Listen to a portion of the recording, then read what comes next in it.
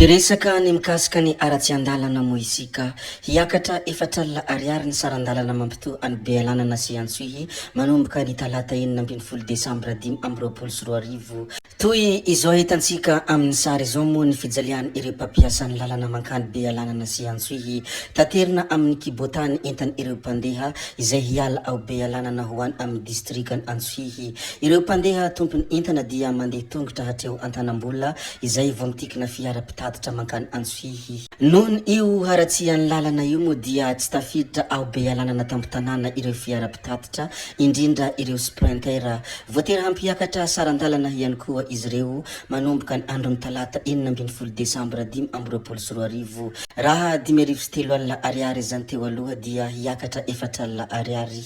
Misedra fahasahiranana araka izany ireo mpampiasa iny lalam-pirenena faharaiky amin'ny telopolo iny sy ireo mpandeha noho ny fahasimbany ity lalam-pirenena ity. Miantso ireo tompona andraikitra voakasika araka izany izy ireo mba hitodika any amin'ny distrikany Bealanana fa mitarena mafy ny vahoaka noho ny fampitehany ity lalam-pirenena ity. Ny amin'ny resaka fitaterana andrenivohitra kosa dia 3,000 ariary ny sarandalany lamasinina izay mandeha manomboka ny androany. Efa manomboka androany dia voalohany any train urbaine izay mampitohy any Soarano sy Ambohimanambola ary voalaza fa raha mpitsy vao misokatra ho any Daolobe. Amin'ity dingana voalohany ity dia indroa isan'andro no misy ny dia eo anelanelany Soarano sy Ambohimanambola. Amin'ny 5 ora maraina ny fiangana voalohany avy ao Soarano mankeny Amoronakona ary Amoronakona Soarano. Ary amin'ny 5 ora sasany hariva ny dia faharoa Soarano Amoronakona, Amoronakona Soarano. Hiasa ny alatsinainy hatramin'ny sabotsy ny lamasinina ary iray monja aloha no ampiasaina amin'izao fotoana izao. Mazaka hatramin'ny 300 olona ny lamasinina iray ary 3,000 ariary ny sarandalana amin'izany. Maro dia maro moa ny olona izay sorena tao anatin'ny tambanjotra antserasera, ny sasany kosa dia nilazany hoe manala sorisory mihitsy ity namana ity. Nanao fanambarana ireo zay nitata tao anatin'ny tambanjotra sosialy mangataka ny hanomezana toerana any marika tatandrazana. Ity marika tatandrazana ity moa dia mampametra-panontaniana ny maro ny hoe tena olona normal ve ity Andriamatoa ity sa olona adala sa olona misary adala. Nde ararantsika vetivety ny fangatahany ireo zay nitata izay miantifa amin'ny fitondram-panjakana. Ya, anisany niteraka resabe tata Facebook tato moa zany ny makasika anay zay nitata. Maro aminareo tsy malala hoe fa ela ve nisy anay zay nitata sa voaingana. Tsara ho fantatra fa zahay zay nitata tompoko de nanomboka nisy nareo zay nizaida de efa nisy koa ny zay nitata. Nareo zay nizaida de nitaky bourse tamin'ny andro rajoela tam'izany fa zahay zay nitata kosa de nitaky place ho an'ny marika tatandraza tamin'ny andro rajoela.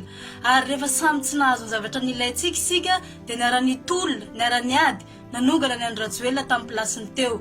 Ka zahay zay nitata tompoko androany dia matsapa fa ho raha ilikilika areo zany zay, ohatrany tsy fantapatatra areo zany zay, ohatranareo zay nizaida avao no malaza atao Facebook ato, ohatranareo avao no hitahita ny kamera ato fa zahay hailikilika areo. Marika tatandraza dia manana ny toko politika matanjaka fa fifivo eto Madagasikara. Manana ihany koa izy association Fatamiky Fivomada Tamifa manerana nosy ary manana ihany koa izy antoko mpivavahana AFKM manerana ny Madagasikara. Ka avy amin'ireo fikambanana rehetrarehetra reo tompoko dia misy tanora marobe izay mitondra an'ireo compte zay nizaida zay hitanareo maro ato amin'ny Facebook ato reto. Misy mani milaza fa compte fake reo, tsy compte fake velively reo tompoko fa maro zahay zay nitata manerana ny Madagasikara zay hitanareo mitondra an'ireny compte reny ary azagaga nareo na mahita hatrany andafy hatrany ivelany any. Misy ihany koa zay nitata any mitondra compte ka zay no mahatonga an'ireny compte marobe reny hitanareo ato amin'ny Facebook ato. Ya, marina zany. Ary eto zahay zay natata koa de mametraka ihany koa ny fitoriana ao amin'ny anteny meram-pirenena ao koa. Raiso ihany koa ny fitoriana izay nitata koa fa manameloka tanteraka any Anjy Rajoely koa izahay satria namitaka izy ary nandaingana ay ary nampanantena poakaty ary maro ny zavatra nataony Andry Rajoely taminay ka elohinay koa izy ka miantso ny anteny meram-pirenena mba handray ihany koa ny fitoriana ataon'izay nitata. Misaotra tompoko.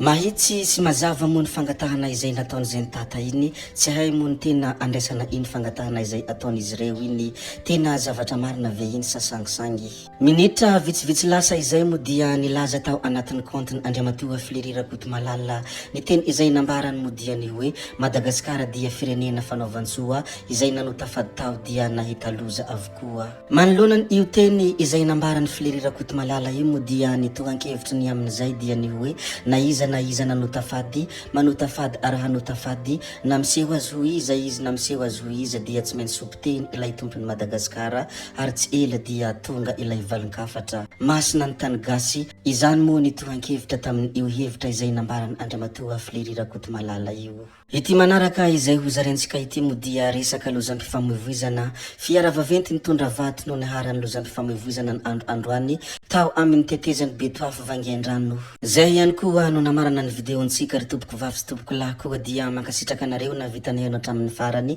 ary mbola manentana anareo foana ny mbola hanaraka ny video manaraka izay alatsaka iaty misesisesy zay fa tsy halavyanay ny resaka hametra veloma izay veloma vetivety fa tsy hoe akory veloma mandrakizay amin'ny manaraka indray no manao ny misimisy veloma ary tompoko lahy veloma tompoko vavy.